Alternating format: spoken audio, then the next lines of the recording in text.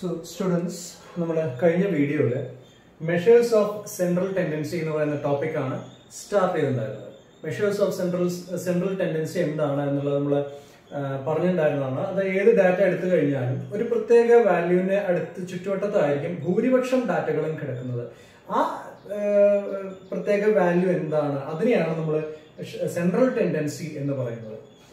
അപ്പോൾ അത് കണ്ടുപിടിക്കലാണ് നമ്മൾ ഇന്ന് കഴിഞ്ഞ ക്ലാസ്സിലും ഈ ക്ലാസ്സിൽ അടുത്ത ക്ലാസ്സിലേക്ക് ആയിട്ട് നമ്മൾ ചെയ്യാൻ പോകുന്നത്. കഴിഞ്ഞ ക്ലാസ്സിൽ ആദ്യത്തെ സെൻട്രൽ ടെൻഡൻസി ആയിട്ടുള്ള മെഷർ ഓഫ് സെൻട്രൽ ടെൻഡൻസി ആയിട്ടുള്ള അരിത്മെറ്റിക് മീൻ, അല്ലെങ്കിൽ നിങ്ങൾ എല്ലാവരും പഠിച്ചിട്ടുള്ളത് പോലെ ആവറേജ് എന്താണ്, എങ്ങനെയാണ് ഇത് കണ്ടുപിടിക്കുക, സാധാരണ അരിത്മെറ്റിക് മീൻ എങ്ങനെ കണ്ടുപിടിക്കാം, റിപ്പീറ്റഡ് വാല്യൂസ് വരുമ്പോൾ അരിത്മെറ്റിക് മീൻ എങ്ങനെ കണ്ടുപിടിക്കാം, വെയ്റ്റഡ് അരിത്മെറ്റിക് മീൻ എങ്ങനെ കണ്ടുപിടിക്കാം, അതിന്റെ മെറിറ്റുകളും ഡിമെറിറ്റുകളുമാണ് കഴിഞ്ഞ ക്ലാസ്സിൽ നമ്മൾ പറഞ്ഞ് ഡിസ്കസ് ചെയ്തിട്ടുണ്ടായിരുന്നത്. 3 പ്രോബ്ലവും നമ്മൾ ചെയ്തിരുന്നു. അതിന്റെ മെറിറ്റ്സ് ഉൾക്കൊണ്ടുകൊണ്ടും ഡിമെറിറ്റ്സ് ഉൾക്കൊണ്ടുകൊണ്ടും ഒക്കെ നമ്മൾ പ്രോബ്ലംസ് ചെയ്തിട്ടുണ്ടായിരുന്നു. അതേ ടോപ്പിക്കിൽ തന്നെ അടുത്ത കാര്യങ്ങളായിട്ട് വരുന്നത് സെൻട്രൽ മെഷേഴ്സ് ഓഫ് സെൻട്രൽ ടെൻഡൻസിയിൽ തന്നെ വേറെ 4 കാര്യങ്ങളും കൂടി നമുക്ക് പഠിക്കാനുണ്ട്. ഇൻഡെപ്ത് ഇല്ലെങ്കിലും അത്യാവശ്യം അതിന്റെ ഡെഫിനിഷനും അതിന്റെ മെറിറ്റ്സും ഡിമെറിറ്റ്സും ഒക്കെ വേണം. നമ്മൾ ഇന്ന് പറയാൻ പോകുന്ന സെൻട്രൽ ടെൻഡൻസി എന്ന് പറയുന്നത് 4 എണ്ണമാണ്. ഒന്ന് ജോമെട്രിക് മീൻ, രണ്ടാമത്തേത് ഹാർമോണിക് മീൻ, മൂന്നാമത്തേത് മീഡിയൻ ആൻഡ് നാലാമത്തെ മോഡ്. അപ്പൊ 4 സെൻട്രൽ ടെൻഡൻസികളെ കുറിച്ചാണ് നമ്മൾ ഇന്ന് ഡിസ്കസ് ചെയ്യാൻ പോകുന്നത്. ഇൻഡെപ്ത് ഡിസ്കഷൻ ഇല്ല, ഓർക്കാലം ഓപ്പൺ കോഴ്സ് ആയതുകൊണ്ട് ഇൻഡെപ്തിലേക്ക് നമുക്ക് പോകാൻ നമ്മുടെ സിലബസ് അനുവദിക്കുന്നില്ല. പക്ഷെ എന്താ കാര്യങ്ങൾ എന്നുള്ളത് പറഞ്ഞ് മനസ്സിലാക്കുക മാത്രമാണ് നമ്മൾ ചെയ്യാൻ ഉദ്ദേശിക്കുന്നത്. അപ്പൊ നമ്മൾ ഇന്ന് ഡിസ്കസ് ചെയ്യുന്നത്, ഒന്നുകൂടെ പറയാം, ജോമെട്രിക് മീൻ. നമ്മൾ അരിത്മെറ്റിക് മീൻ ആണ് കഴിഞ്ഞത്. പിന്നെ ജോമെട്രിക് മീൻ എന്താണ്, ഹാർമോണിക് മീൻ എന്താണ്, എച്ച് എന്നാണ് അതിനെ ഡിനോട്ട് ചെയ്യുക, ജോമെട്രിക് മീനിനെ ജി എന്ന് ഡിനോട്ട് ചെയ്യും, മീഡിയൻ എന്താണ്, അതേപോലെ മോഡ് എന്താണ്, അതിന്റെ മെറിറ്റുകളും ഡിമെറിറ്റുകളുമാണ് നമ്മൾ ഡിസ്കസ് ചെയ്യാൻ പോകുന്നത്. ഞാൻ ഓരോന്നും എടുത്ത് പറയാം. പക്ഷെ നിങ്ങൾ ഇനി എന്തെങ്കിലും സംശയങ്ങൾ ഉണ്ടെങ്കിൽ നോട്ട് മുഴുവൻ ഈ ബോർഡിൽ അവൈലബിൾ ആണ്. കുറച്ച് നോട്ട്സ് ഞാൻ വാട്സാപ്പും നിങ്ങൾക്ക് ഇട്ട് തരുന്നതായിരിക്കും. അപ്പോൾ ഈ എഴുതിയിട്ടുള്ള കാര്യങ്ങൾ തന്നെയാണ് ഞാൻ ഇവിടെ നിങ്ങളോട് അവതരിപ്പിക്കാൻ പോകുന്നത്. ഈ പറയുന്നത് മനസ്സിലായില്ലെങ്കിൽ ഈ വീഡിയോ സൂം ചെയ്യുമ്പോൾ നിങ്ങൾക്ക് ഈ നോട്ടുകളൊക്കെ കാണാം.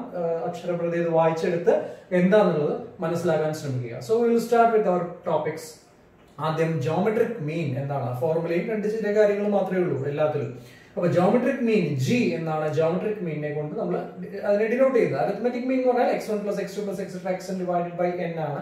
ഇവിടെ ജോമെട്രിക് മീൻ എന്ന് പറഞ്ഞാൽ geometric mean of x1 x2 xn is defined, or it is given as g equal to nth root of x1 into x2 into xn. ഈ ഡാറ്റ എല്ലാം കൂടെ മൾട്ടിപ്ലൈ ചെയ്യുക.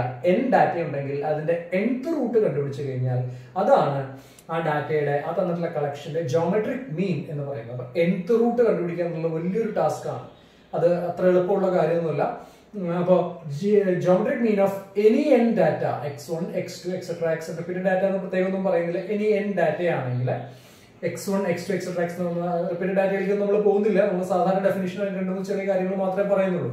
അപ്പോൾ അതിന്റെ nth root of product of the data, അതിനെയാണ് നമ്മൾ geometric mean എന്ന് പറയുന്നത്. g equal to either nth root of x1 into x2 into xn or g equal to x1 into x2 into xn whole raised to 1 by n. nth റൂട്ടിന്റെ വേറൊരു ഫോമാണ്, mathematical വേറൊരു ഫോമാണ് ഈ 1 raised to 1 by n എന്ന് പറയുന്നത്. അപ്പോൾ ഇതാണ് geometric മീനിന്റെ ഡെഫിനിഷൻ. അത്ര മാത്രമേ ഉള്ളൂ. ജോമെട്രിക് മീൻ എന്ന് പറഞ്ഞാൽ എല്ലാം കൂടെ മൾട്ടിപ്ലൈ ചെയ്യുക. n ഡാറ്റ ഉണ്ടെങ്കിൽ nth റൂട്ട് എടുക്കുക, 3 ഡാറ്റ ഉണ്ടെങ്കിൽ ക്യൂബിക് റൂട്ട് എടുക്കുക, 2 ഡാറ്റ ഉള്ളൂ വെച്ച് കഴിഞ്ഞാൽ x1 x2 അത്രയേ ഉള്ളൂ വെച്ചാൽ root of x1 into x2 അങ്ങനെയാണ് വരുന്നത്. അപ്പോൾ if n equal to 2 then g equal to root of x1 into x2. if n equal to 3 then g equal to root of x1 into x2 into x3 അങ്ങനെ പോകും. അപ്പൊ n data ഉണ്ടെങ്കിൽ g equal to nth root of root അല്ല cube root of nth root ആണ്. അപ്പൊ cube root of ഇവിടെ 2 data ഉള്ളതുകൊണ്ടാണ് square root വന്നത്. ഇവിടെ 3 ഡാറ്റ ഉള്ളത് ക്യൂബ് റൂട്ട് ആണ്. ഞാൻ അറിയാതെ റൂട്ട് നേടി പോയതാണ്. Cube root of x1 into x2 into x3. അപ്പോൾ n ഡാറ്റ ഉണ്ടെങ്കിൽ nth root of x1 into x2 into x3. ഒരു ചെറിയ പ്രോബ്ലം ചെയ്യാം, എന്നിട്ട് എന്റെ മെറിറ്റും ഡിമെറിറ്റും നമുക്ക് ഡിസ്കസ് ചെയ്യാം.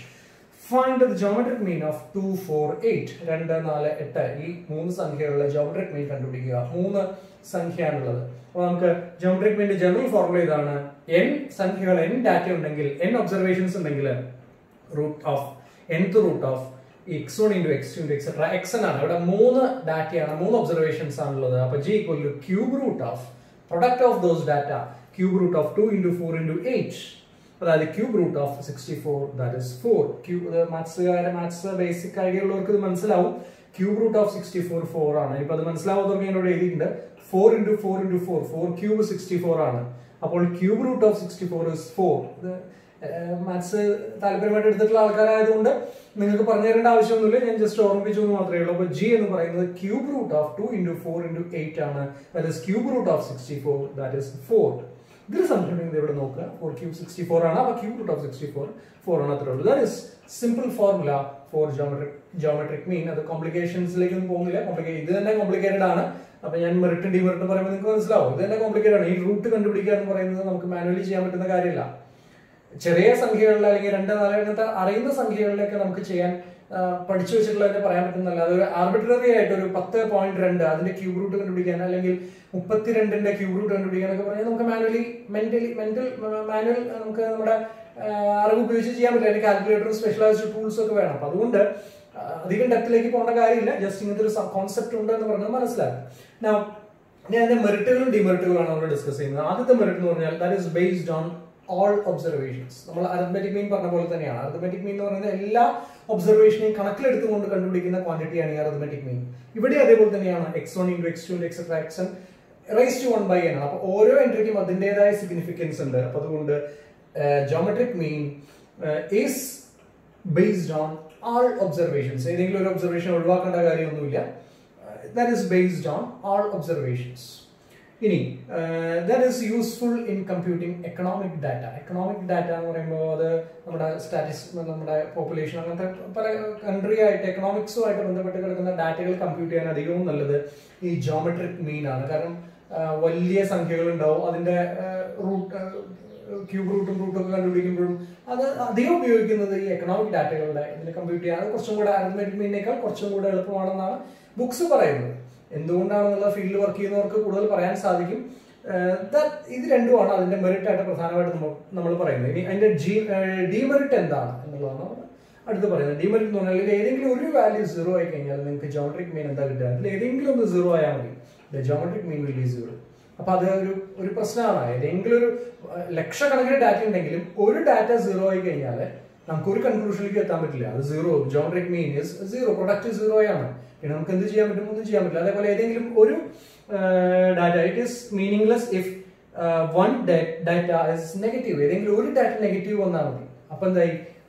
ക്യൂബ് റൂട്ട് ഓഫ് നെഗറ്റീവ് അല്ലെങ്കിൽ സ്ക്വയർ റൂട്ട് ഓഫ് നെഗറ്റീവ് നമുക്ക് കണ്ടുപിടിക്കാൻ പറ്റില്ല. അത് റിയലിസ്റ്റിക് വാല്യൂ അല്ല, കോംപ്ലക്സ് നമ്പർ ഒക്കെയാണ് വരിക. അപ്പോൾ ഏതെങ്കിലും ഒരു ഡാറ്റ നെഗറ്റീവോ ഏതെങ്കിലും ഒരു ഡാറ്റ 0 വന്നു കഴിഞ്ഞാൽ ഇതിനെ കൊണ്ട് ഈ ജോമെട്രിക് മീനിനെ കൊണ്ട് ഒരു കാര്യമില്ല. പിന്നെ രണ്ടാമത്തെ എന്ന് പറഞ്ഞാൽ ഏറ്റവും പ്രധാനപ്പെട്ടതാണ്.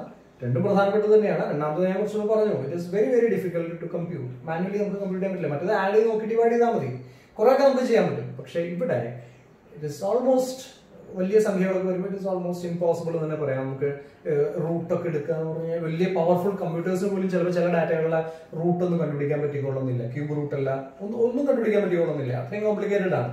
അതുകൊണ്ടാണ് അത് ഡിഫിക്കൽട്ട് ടു കമ്പ്യൂട്ട് എന്ന് പറയുന്നത്. അപ്പോൾ ദാറ്റ് ഇസ് ഷോർട്ട് ഹിസ്റ്ററി അല്ലെങ്കിൽ short idea about geometric mean. ഇനി അടുത്ത് പറയാൻ പോകുന്നത് മൂന്നാമത്തെ മെഷർ ഓഫ് സെൻട്രൽ ടെൻഡൻസി ആയിട്ടുള്ള ഹാർമോണിക് മീൻ ആണ്. അതും ഇതേപോലെ തന്നെയാണ്. ഹാർമോണിക്കും ജോമെട്രിക്കും. ഹാർമോണിക് മീൻ എന്ന് പറയുന്നത് എന്താണെന്നുള്ളതാണ്. അപ്പോൾ നമുക്ക് ഡാറ്റ തന്നിട്ടുണ്ട്. Observations x1, x2, etc. xn n observations ഉണ്ട്. അപ്പൊ അതിന്റെ ഹാർമോണിക് മീൻ എന്ന് പറഞ്ഞാൽ it is denoted as 1/h. എച്ചിന് പറയാം, പക്ഷെ ഇതാണ് കുറച്ചുകൂടി ക്ലാരിറ്റി കിട്ടുക എന്നുള്ളത് ഞാൻ 1/h പറഞ്ഞു എന്ന് മാത്രമേ ഉള്ളൂ. ആ കിട്ടിയതിന് ശേഷം റെസിപ്രോക്കൽ എടുത്തു കഴിഞ്ഞാൽ h കിട്ടും. 1/h കിട്ടിയിട്ട് അതിന്റെ റെസിപ്രോക്കൽ എടുത്തു കഴിഞ്ഞാൽ നമുക്ക് h കിട്ടും. ഇപ്പൊ h എന്നാണ് ഹാർമോണിക് മീനിന്റെ നൊട്ടേഷൻ. അതിന്റെ ഫോർമുല ഇതാണ്. You have data x1, x2, etc. xn. n observations ഉണ്ട്. x1, x2, etc. xn. 1/h equal to 1/x1 plus 1/x2 plus etc. 1/xn whole divided by n. നിങ്ങൾ arithmetic മീൻ വെച്ച് compare ചെയ്ത് നോക്കുക. Arithmetic മീനിൽ എന്തായിരുന്നു? x1 plus x2 plus etc. xn the whole divided by n ആയിരുന്നു. ഇവിടെ harmonic mean വന്നപ്പോൾ 1/x1 plus 1/x2 plus etc. 1/xn the whole divided by n. അല്ലെങ്കിൽ 1/h equal to sigma I equal to 1 to n 1/xi divided by n. അതാണ് harmonic മീനിന്റെ formula. ചെറിയൊരു example നമുക്ക് ചെയ്യാം. Find the harmonic mean of 2 and 3. അപ്പോൾ formula ഓർക്കുക. 1/h equal to 1/x1 plus 1. ഇപ്പൊ രണ്ട് ഡാറ്റയേ ഉള്ളൂ, n ഡാറ്റ ഇല്ല, n ഒബ്സർവേഷൻസ് ഇല്ല. അപ്പോൾ ഇവിടെ 1/x1 plus 1/x2 രണ്ട് ടേം മാത്രമേ വരുള്ളൂ, ഡിവൈഡഡ് ബൈ 2. അതായത് 1/x1 plus 1/x2 divided by 2 രണ്ട് ഡാറ്റയാണ്. That is equal to or 1/h equal to 1/2 plus 2 3 ആണ് അതിന്റെ സംഖ്യകള്. അപ്പോൾ 1/h equal to 1/2 plus 1/3 whole divided by 2. 1/2 plus 1/3 divided by 2. അതിനെ LCM ഒക്കെ എടുത്ത് സിംപ്ലിഫൈ ചെയ്യാൻ നിങ്ങൾക്ക് അറിയാം, മാത്തമാറ്റിക്സ് പഠിച്ചിട്ടുള്ളവർക്കാണ് നിങ്ങൾക്ക് അറിയാൻ പറ്റും. That is 1/2 plus 1/3 is 5/6. അപ്പോൾ 5/6 divided by 2 that is 5/12. അതായത് 1/h എന്ന് പറയുന്നതാണ് എന്ത് നമ്മുടെ 5/12. 1/h is 5/12. അപ്പോൾ നമുക്ക് h ആണ് വേണ്ടത്, അതിന്റെ നേരെ തിരിച്ചിട്ടുള്ളത് എടുക്കുക. That is h equal to 12/5. അപ്പോൾ ഹാർമോണിക് മീൻ ഈ രണ്ട് ചെറിയ ഡാറ്റ വന്നപ്പോഴും h എന്ന് പറഞ്ഞാൽ നോക്കൂ 12/5 ആണ്.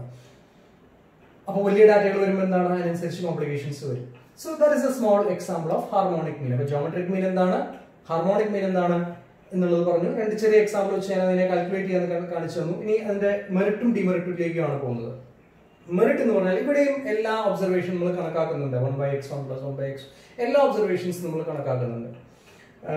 That is useful in data involving time വെച്ചിട്ടുള്ള ഡാറ്റ. അത് ചെറിയ സംഖ്യകളൊക്കെ ടൈം ഒക്കെ പറഞ്ഞാൽ വളരെ വലുതൊന്നും ആയിരിക്കില്ല, ചില മിനിറ്റുകളും സെക്കൻഡുകളും ഒക്കെ ആയിരിക്കും. അത് വെച്ചിട്ടുള്ള ഡാറ്റ ഉപയോഗിച്ച് അതിനെക്കുറിച്ചുള്ള ഡാറ്റയെ കുറിച്ച് പഠിക്കാനൊക്കെ ആയിട്ടാണ് നമ്മൾ ഈ ഹാർമോണിക് മീനുകൾ സ്വാഭാവികമായിട്ടും ഉപയോഗിക്കുന്നത്. പിന്നെ മാത്രമല്ല രണ്ടാമത്തെ എന്ന് പറഞ്ഞു കഴിഞ്ഞാൽ അത് എല്ലാ ഒബ്സർവേഷനും കണക്കാക്കുന്നുണ്ട്. അരിത്മെറ്റിക് മീൻ പോലെ തന്നെയാണ് എല്ലാ ഒബ്സർവേഷനും അതിൽ ഉൾപ്പെട്ടിട്ടുണ്ട്. ഇതിന്റെ ഒരു കോൺട്രിബ്യൂഷൻ ആ ഹാർമോണിക് മീനിലുണ്ട്. അപ്പോൾ that reflects the whole data. അതുകൊണ്ട് അതൊരു മെറിറ്റ് ആണ്. പിന്നെ can useful in data involving time, can be used when more weights are given to small observations. ചെറിയ ഒബ്സർവേഷൻസിന് കൂടുതൽ ഇമ്പോർട്ടൻസ് കൊടുക്കേണ്ടി വരുന്ന സമയത്ത് നമുക്ക് ഈ ഹാർമോണിക് മീൻ ഉപയോഗിക്കാൻ സാധിക്കും. അത് ഹയർ ലെവൽ സ്റ്റാറ്റിസ്റ്റിക്സുകാർ ഉപയോഗിക്കുന്ന കാര്യങ്ങളൊക്കെയാണ്. നമ്മളെ സംബന്ധിച്ച് അതൊന്നുമില്ല.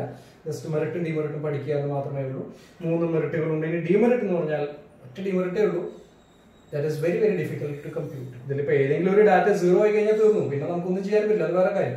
x1 x2 ഏതെങ്കിലും ഒന്ന് 0 ആയാൽ മതി. ഇപ്പോൾ 1/0 എന്ന് പറഞ്ഞാൽ ദാറ്റ് ഈസ് ഇൻഫിനിറ്റി. അത് നമുക്ക് പറയാൻ സാധിക്കില്ല, അതൊരു ഡിഫിക്കൽട്ടിയാണ്.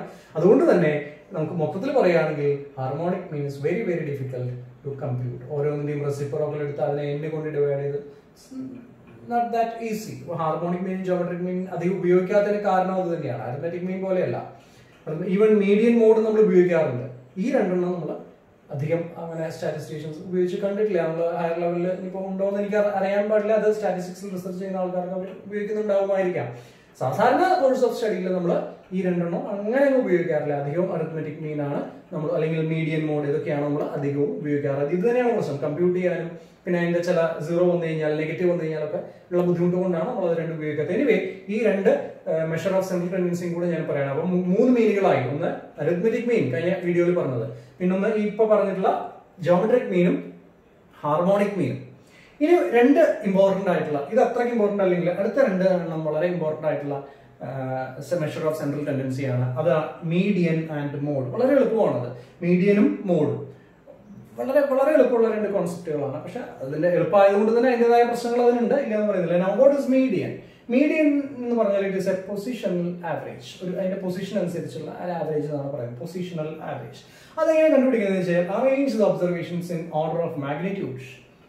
Median is either the middle value or average of middle values. അപ്പോൾ ഒരു കുറച്ച് ഡാറ്റയുടെ മീഡിയൻ കണ്ടുപിടിക്കണം എന്ന് പറഞ്ഞു കഴിഞ്ഞാൽ അതിനെ ഇൻക്രീസിംഗ് മാഗ്നിറ്റ്യൂഡിലോ ഡിക്രീസിംഗ് മാഗ്നിറ്റ്യൂഡിലോ അതിനെ അറേഞ്ച് ചെയ്യുക. എന്നിട്ട് അതിൽ സെൻട്രൽ മോസ്റ്റ് വാല്യൂ ആയിരിക്കും നമ്മുടെ, അതാണ് പൊസിഷണൽ ആവറേജ് എന്ന് പറയാൻ കാരണം. Positional average, position, central most position, അതാണ് അതിന്റെ മീഡിയൻ ആയിട്ട് വരിക. ഇനിയിപ്പോ ചിലപ്പോ കറക്റ്റ് സെന്റർ കിട്ടിയില്ലെങ്കിൽ 2 സെൻട്രൽ മോസ്റ്റ് പൊസിഷനിലുള്ള വാല്യൂസിന്റെ ആവറേജ്, അതായിരിക്കും നമ്മുടെ മീഡിയൻ ആയിട്ട് വരിക. പ്രോബ്ലം ചെയ്താൽ ഒന്നുകൂടെ ക്ലിയർ ആവും.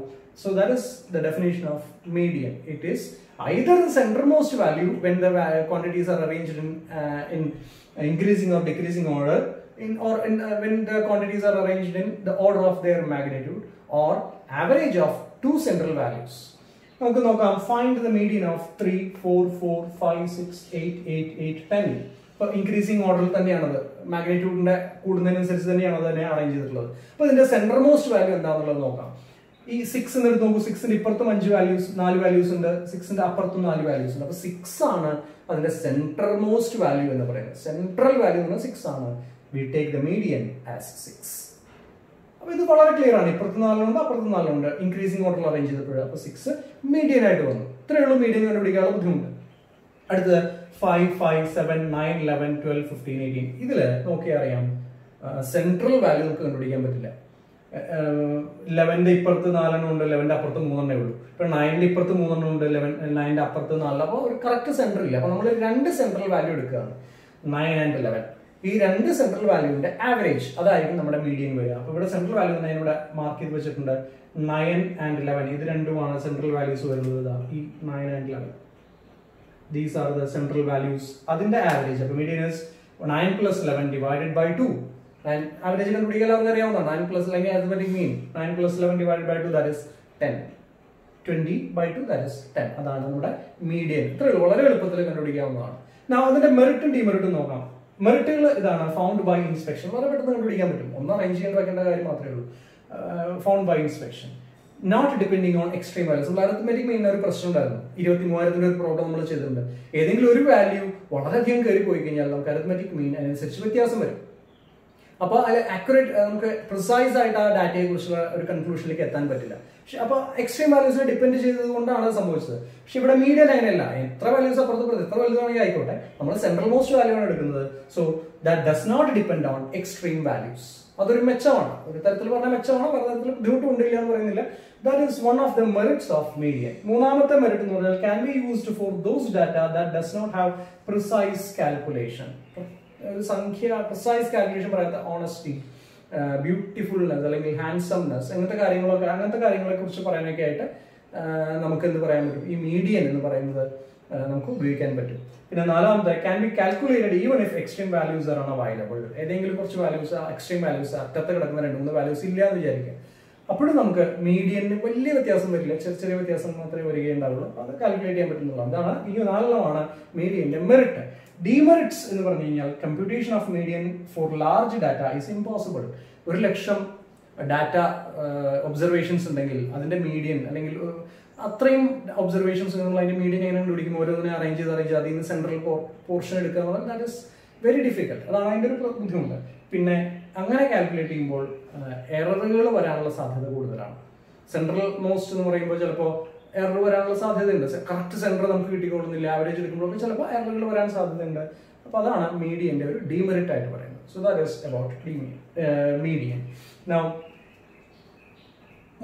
അടുത്ത ഈ ക്ലാസ്സിലെ last measure of central tendency എന്ന മോഡാണ്. ഏറ്റവും എളുപ്പമുള്ളതാണ് ഈ മോഡ് എന്ന് പറയുന്നത്. മോഡ് എന്ന് പറഞ്ഞാൽ mode is that value which occurs most frequently.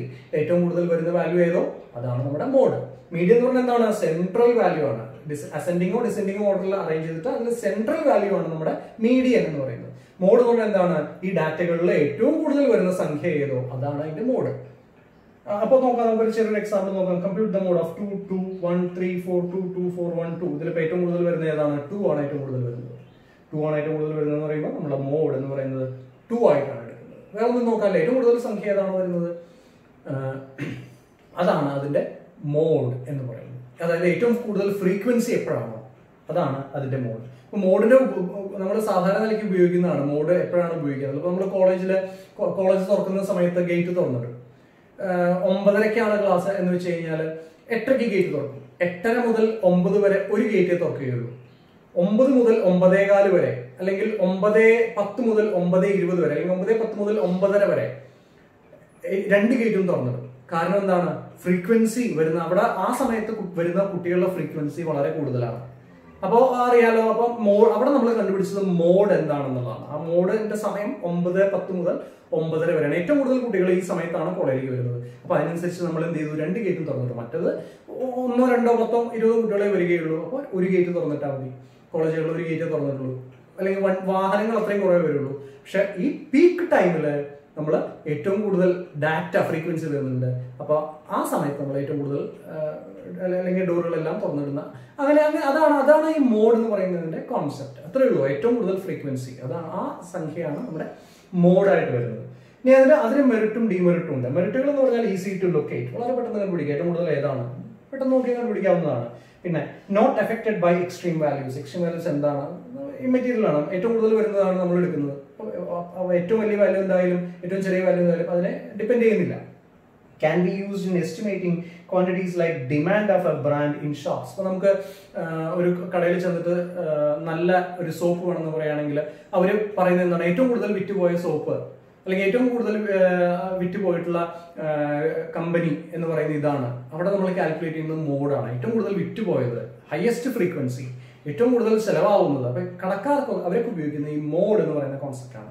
Measure of central ടെൻഡൻസിയിൽ മോഡാണ്. ഏറ്റവും കൂടുതൽ വിറ്റുപോയത് ഏത്, അത് അവർ പ്രൊമോട്ട് ചെയ്യും. ഇപ്പോൾ ഒരു ഫോൺ കടയിൽ ചെന്ന് കഴിഞ്ഞാൽ ഏറ്റവും കൂടുതൽ വിറ്റുപോകുന്ന ബ്രാൻഡ് ഏതാണ്, സാംസങ് ആണ്. അപ്പോൾ അവർ പറയും സാംസങ് ആണ് ഏറ്റവും കൂടുതൽ വിറ്റുപോകുന്ന ബ്രാൻഡ്. ഇങ്ങനെ സാംസങ്ങിൽ തന്നെ ഏതെങ്കിലും പ്രത്യേക മൊബൈലാണ് കൂടുതൽ വിൽക്കുന്നതെങ്കിൽ ഇതാണ് ഏറ്റവും കൂടുതൽ വിൽക്കുന്നത്, അതായിരിക്കും നല്ലത്. അപ്പോൾ നമുക്കൊരു കൺക്ലൂഷനിലേക്ക് എത്താം.